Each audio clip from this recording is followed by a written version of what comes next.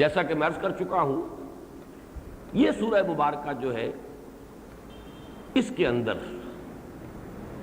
وہ بھی مشاہدے سے، آج اچھا ہے یہ بحث پہلے بھی آ گئی سورۃ الزلزال میں، یہ جو ان کا عربوں کا ایک مشاہدہ تھا، استدلال وہاں سے ہوتا ہے، استنباط وہاں سے ہوتا ہے، استشہاد وہاں سے ہوتا ہے۔ منطقی بحثیں قرآن میں بہت کم ہیں لیکن بہت کم۔ عرب منطقی تھے ہی نہیں، فلسفیانہ مزاج نہیں تھا، مشاہدہ تھا، مشاہدے کی گہرائی تھی، احساسات تھے، وہ تو انسانی احساسات ہوتے ہیں، ان کے احساسات اور مشاہدے کے حوالے سے گفتگو کی جاتی ہے۔ جیسے میں نے وہاں یہ عرض کیا تھا کہ وہ 3 صورتیں تھیں اذا سے، اور پھر یہ چوتھی صورت نے گویا کہ اس چوکے کا ایک کونا خالی جو تھا پر کیا۔ اسی طرح میں پہلے عرض کر چکا ہوں 5 صورتیں قرآن مجید کی اس اسلوب سے شروع ہوتی ہیں جو سورہ عادیات کا، اور یہ آخری صورت ہے اس اسلوب کی۔ والصافات صفا، سورہ صافات، والذاریات ذروا، سورہ ذاریات، والمرسلات عرفا، سورہ مرسلات، والنازعات غرقا، سورہ نازعات، اور یہ سورۃ العادیات، والعادیات ضبحا، فالموریات قدحا، فالمغیرات صبحا، فأثرن به نقعا، فوسطن به جمعا۔ یہ بات میں اس وقت عرض کر چکا ہوں کہ یہ ان 5 صورتوں میں سے پہلی اور آخری ہی ہے کہ جن کے قسموں کے بارے میں اتفاق رائے ہے کہ ان سے مراد کیا ہے۔ باقی سورہ ذاریات، سورہ مرسلات، سورہ نازعات، ان سب میں ہوائیں مراد ہیں، فرشتے مراد ہیں۔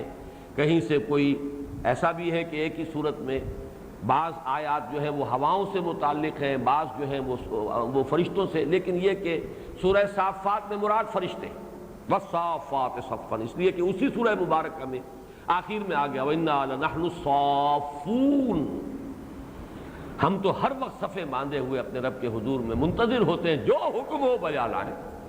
وَالصَّافَّاتِ صَفًّا، سورت شروع ہوئی۔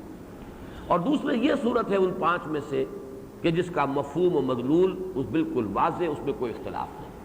تھوڑا سا اختلاف تو ہے کہ اس سے مراد اونٹ ہیں یا گھوڑے ہیں، لیکن اکثریت کا اجماع اس پر ہے کہ گھوڑے مراد ہیں۔ پھر ایک یہ بھی رائے ہے کہ اس سے مجاہدین کے گھوڑے مراد ہیں، لیکن اکثریت کی رائے یہ ہے کہ یہ مجاہدین یا غیر مجاہدین بلکہ اصلاً یہاں پر مراد ہیں۔ عرب میں آپ کو معلوم ہے کہ ان کے ہاں قبائلی زندگی میں غارت گری، لوٹ مار، ایک قبیلہ دوسرے قبیلے پر حملہ کرتا تھا، اور وہ حملہ جو ہے کچھ چیزیں ان کے ہاں بالکل معین تھی، اس کا ٹائم ٹیبل معین تھا۔ وہ جس کو آپ کہتے ہیں small hours of the morning, یہ صبح کا 3 بجے کا، 2 بجے کا، 2:30 بجے کا، 4 بجے کا وقت، یہ وقت وہ ہوتا ہے کہ جب سب سے زیادہ غفلت طاری ہوتی ہے۔ کوئی مریض ساری رات نہ سویا ہو، اس وقت ضرور آنکھ لگ جاتی ہے۔ ٹھنڈی ٹھنڈی ہوا، صبح کی ایک خاص سہانا موسم، ساری رات تڑپا ہو، لیکن یہ کہ ایک خاص وقت پر آ کر اس کو ایک سکون حاصل ہوتا ہے، اور یہ سب سے زیادہ غفلت کا وقت ہے۔ تو وہ جب آتے تھے گھوڑوں پر آتے تھے، اصل میں گھوڑا ان کے ہاں یہ تھا غارت گری اور جنگ کا اصل جو ہے، جو سواری کا وہ گھوڑا۔ اونٹ کی رفتار اتنی تیز نہیں، اس لیے کہ یہ چھاپا مار جنگ ہوتی تھی، بجلی کی سی رفتار سے آئے، لوٹ مار کی، قتل کیا، سوتے ہوئے کو گھوڑوں کے سمو تلے کچل دیا، اور اس کے بعد لوٹ مار کی اور پھر بھاگ گئے اسی بجلی کی سی رفتار کے ساتھ، کہ کوئی پیچھا کرنے والا، کوئی ان کا حلیف قبیلہ، کوئی ادھر ادھر سے دائیں سے بائیں سے کوئی مدد نہ آ جائے۔ خام کا رزق کاہے کو لینا ہے؟ جنگ تو نہیں لڑنی تھی، اصل میں تو لوٹنا تھا، غارت گری تھی، حملہ تھا، برباد کرنا تھا۔ تو یہ صبح کا وقت خاص طور پر، اسی لیے صبح کا لفظ جو ہے عربی لغت کے اندر صبح کے وقت حملہ آور ہونا۔ اور اگر کہیں سے کسی شخص کو معلوم ہو جاتا تھا کہ فلاں قبیلہ ہم پر حملے کی سازش کر رہا ہے، تو وہ جو نعرہ لگاتا تھا، یہ حضور کی سیرت میں بھی جو لفظ آیا ہے کہ جب آپ کو حکم ہوا ہے کہ فاصدع بما تؤمر، اے نبی اب آپ ڈنکے کی چوٹ اور بلند آواز سے علل اعلان کہیے جس چیز کا آپ کو حکم ہوا ہے، تو آپ نے بھی وہی نعرہ لگایا تھا، وا صباحا، ہاں وہ ہائے وہ صبح جو آنے والی ہے، غارت گری والی صبح، بربادی والی صبح، تباہی والی صبح، خوریزی والی صبح، ہائے وہ صبح، وا صباحا۔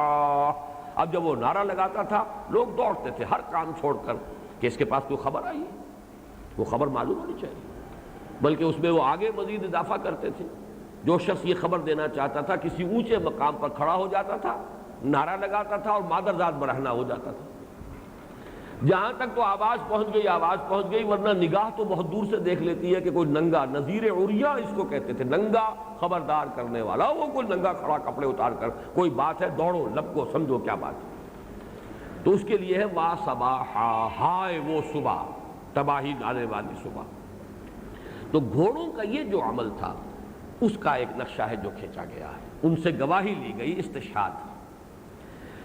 والعادیات ضبحا، یہاں پر گھوڑے کا یا اونٹ کا لفظ نہیں آیا ہے، حضرت علی سے کوئی ضعیف سی روایت مروی ہے کہ وہ اونٹ میں رات لیتے ہیں، اور اونٹ بھی مزدلفہ سے جب چلتے ہیں اور مینا کی طرف دوڑتے ہوئے آتے ہیں تو ان کے لیے یہ لفظ آیا ہے۔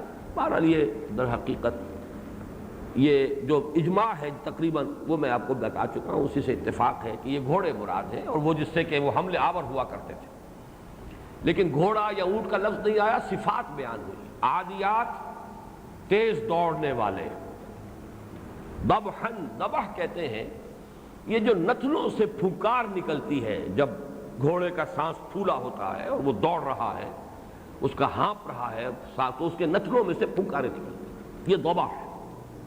ہانپتے ہوئے اور پھنکاریں مارتے ہوئے دوڑنے والے گھوڑے گواہ ہیں، قسم ہے ان گھوڑوں کی جو دوڑتے ہیں، بھاگتے ہیں، پھنکاریں مارتے ہوئے، ہانپتے ہوئے۔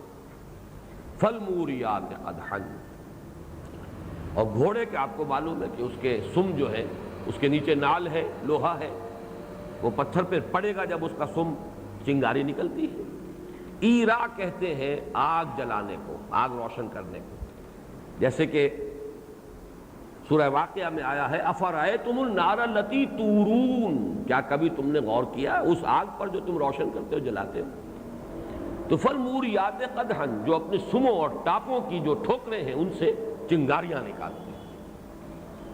فالمغیرات صبحا، اب یہ وہ لفظ آ گیا، پھر وہ حملہ آور ہوتے ہیں، ٹوٹ پڑتے ہیں، غارت گری کے لیے، حملے کے لیے ٹوٹ پڑتے ہیں، حملہ آور ہوتے ہیں صبح کے وقت، علی الصبح۔ فَأَثَرْنَ بِهِ نَقْعًا، اور بہی کی ضمیر جو ہے ضمیر مجرور، یہ صبح کی طرف بھی جا سکتی ہے، قدحن کی طرف بھی جا سکتی ہے، اس کے ذریعے سے پھر وہ اٹھاتے ہیں غبار، نقعاً غبار۔ ظاہر بات ہے گھوڑا جب تیز سر پر دوڑ رہے ہیں، اور گھوڑا بھی ایک نہ ہو، 150 گھوڑے دوڑ رہے ہوں، تو ان کے ٹاپوؤں سے وہ جو ہے غبار بھی اڑتا ہے، اور ہوا کے اندر ایک آندھی اور غبار کی کیفیت ہوتی ہے۔ فَوَسَطْنَ بِهِ جَمْعًا، یہاں بھی بہی میں جو ضمیر ہے مجرور یہ صبح کے لیے، لیکن یہ غبار کے لیے بھی ہو سکتی ہے، نقن کے لیے بھی ہو سکتی ہے۔ اسی غبار سمیت، وہ غبار بھی تو ان کے جلوں میں چلا آ رہا ہے، جب دوڑتے تھے یہ لشکر تو غبار بھی ان کے ساتھ ساتھ دوڑ رہا ہوتا تھا، اس کو لے کر فوسطنا، وسط درمیان بیچ میں، فوسطنا، پھر وہ گھس جاتے تھے جمعیت کے اندر، گھس جاتے ہیں، یعنی یہ کہ اگر مقابلہ ہے، کہیں جنگ ہو رہی ہے تو ظاہر بات ہے کہ وہ تو گھس جائیں گے کسی جمعیت کے اندر، اگرچہ آپ کو معلوم ہے ادھر نیزے بھی لیے ہوئے ہو سکتے ہیں لوگ، ادھر سے تیروں کی بوچھار ہو سکتی ہے، ادھر سے ہر طرح کے خطرے ہو سکتے ہیں۔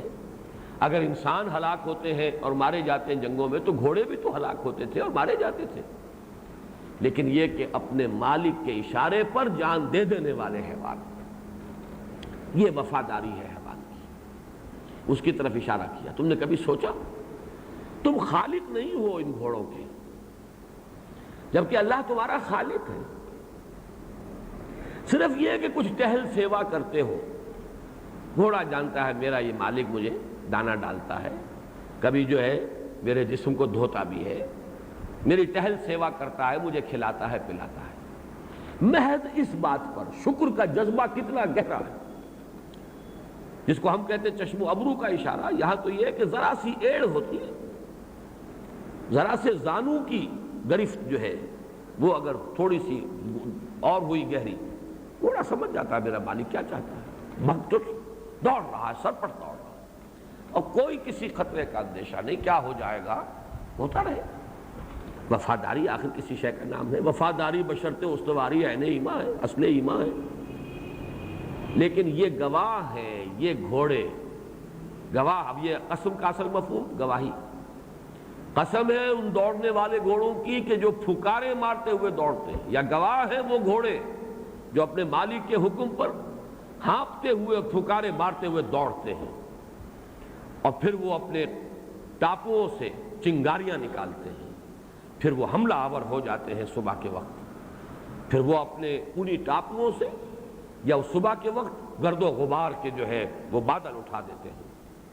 فوسطن بہ جمعا، اور پھر کسی جمعیت میں، کسی لشکر میں، کسی فوج میں گھس جاتے ہیں.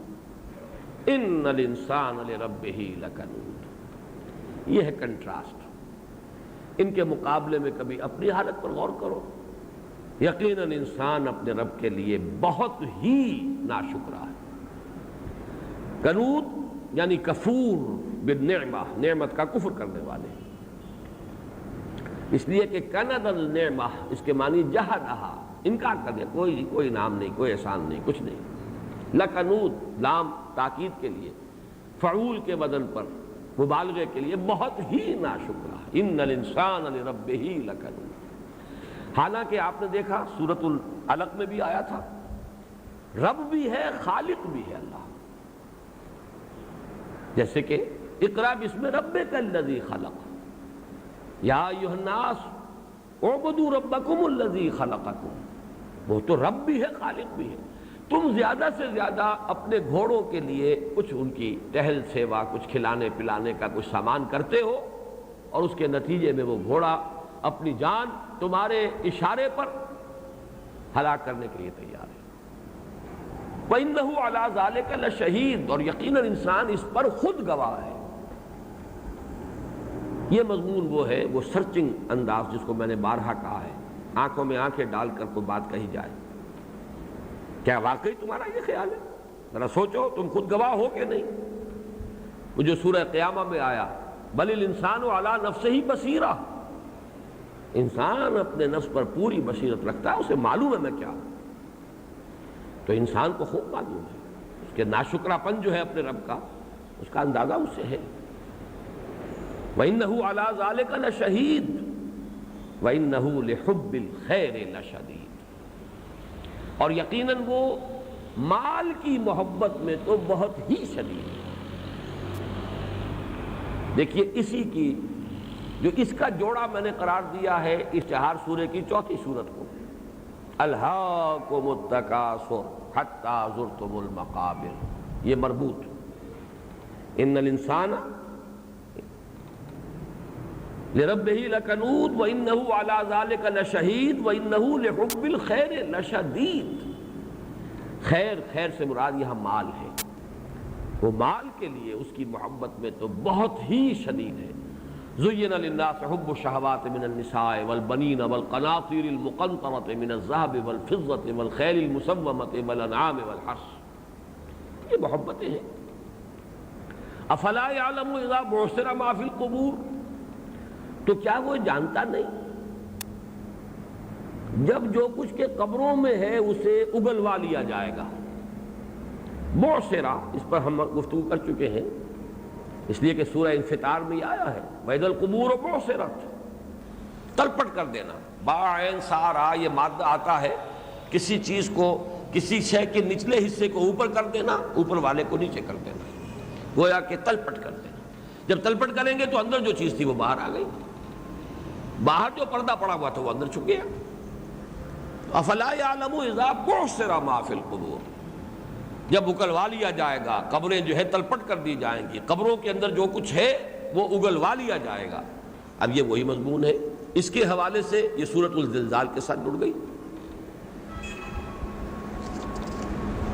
اخرجت الارض اثقالها اذا زلزلت الارض زلزالها. اب ایک بات اور نوٹ کر لیجئے، وہ جو پہلا 4 سورہ تھا اس میں آسمان کا تذکرہ زیادہ ہے، زمین کا کم ہے.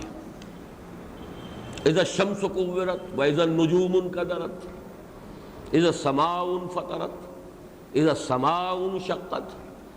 لیکن یہاں پورا کا پورا معاملہ جو ہے اس زلزلہ قیامہ کا وہ پورا صرف زمین پر مرتکز ہے. اس کا تذکرہ چیزیں تو ساری موجود ہیں، اس صورت میں زیادہ ارتکاز جو ہے وہ زمین پر ہے. اذا زلزلت الارض زلزالها واخرجت الارض اثقالها. وہی بات یہاں ہے افلا يعلم اذا بعثر ما في القبور، جبکہ تلپٹ کروا کر قبروں کو اور جو کچھ اس میں سے ہے اگلوا لیا جائے گا. وحصل ما في الصدور، یہ اور زیادہ لرزا دینے والی بات ہے، اور اس کا تعلق پھر جڑ جائے گا پچھلی صورت سے، اس لیے کہ عمل ایک عمل کا ظاہر ہے، ایک عمل کی نیت ہے. نیت سینوں میں ہے، حاصل کر لیا جائے گا. حصلہ نکال لیا جائے گا جو کچھ سینوں میں تھا، یعنی وہاں کے فیصلے جو ہیں اعمال کے ظاہر سے نہیں ہونے. حصلہ ما فی الصدور، یہ ایک صندوق ہے ہمارا سینہ، اس کے اندر بہت کچھ دفن ہے. زمین بھی ایک صندوق ہے، اس میں بہت کچھ دفن ہے. ہمارے جسم ان میں دفن ہے، اور ہمارے سینوں کے اندر ہماری نیتیں، ہمارے ارادے، ہمارے عزائم.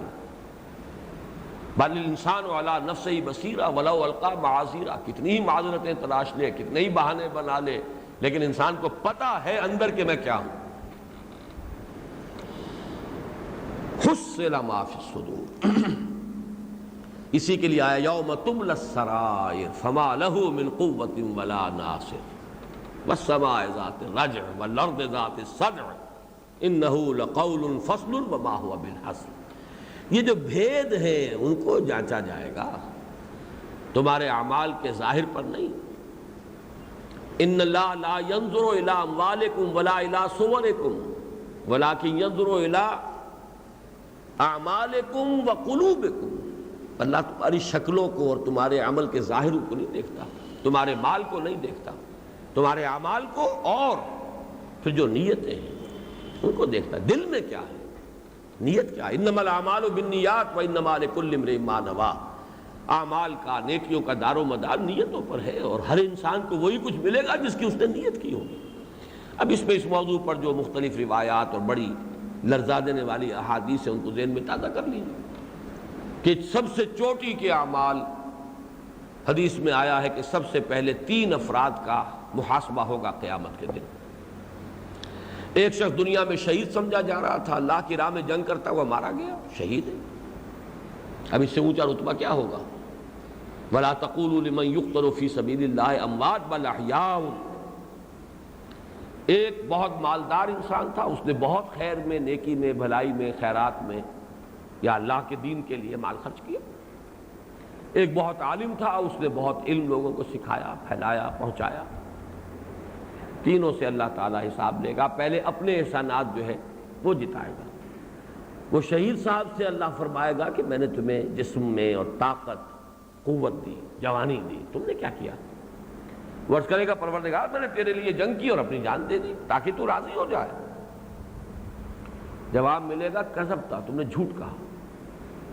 انک قد قاتلت، تو نے یہ جنگ اس لیے کی تھی لأن یقال جریء، تاکہ یہ کہا جائے بڑا جری ہے، بڑا بہادر ہے. کیا کہنے اس کی شجاعت کے، اپنی شجاعت کے ڈنکے بجوانے کے لیے تم نے اتنے شد و مت کے ساتھ، زور شور کے ساتھ، جرأت کے ساتھ جنگ کے اندر حصہ لیا تھا. وقد قیل، وہ کہا جا چکا، تمہارا مطلوب تو مل چکا، ڈنکے بج چکے تمہارے، اب یہاں کچھ نہیں. اس کے بعد فرشتوں کو حکم دیا جائے گا کہ منہ کے بل گھسیٹتے ہوئے جہنم میں جاؤ. یہ ہے وہ بات، ڈیبٹ کریڈٹ، وہ میں جو عرض کر چکا ہوں. نتیجہ آخری جو ہوگا وہ ہوگا ڈیبٹ کریڈٹ کے بعد. وہاں جو ہے سورۃ الزلزال میں دکھا دیا جائے گا سب کچھ. خیر بھی اگر ذرے کے برابر ہم وزن ہے نگاہوں کے سامنے آ جائے گا، شر بھی اگر ذرے کے ہم وزن ہے سامنے آ جائے گا. البتہ فیصلے جو ہوں گے ان میں ایک بہت بڑا ایلیمنٹ جو ہے وہ تو یہ ایسوٹیرک ایلیمنٹ ہے. یہ باطنی معاملہ ہے، کس نیت سے، کس ارادے سے، کس جذبے سے وہ فعل صادر ہوا اور وہ عمل جو ہے انسان نے کیا. ان ربہم بہم یومئذ لخبیر، یقیناً ان کا رب اس دن ان سے پوری طرح باخبر ہوگا. ویسے تو یہ کہ اگر ہم اردو کے محاورے میں اس دن ان کا رب پوری خبر لے لے گا تو یہ تو ذرا مضمون جڑتا ہے اس کے ساتھ، لیکن یہ کہ یہ انداز بھی خبیر خوب واقف ہوگا. اس کا جو ہے یوں سمجھیے کہ نظیر اس کی یہ ہے کہ جب کہا جائے گا لمن الملک اليوم للہ الواحد القہار، آج کس کے لیے بادشاہی ہے؟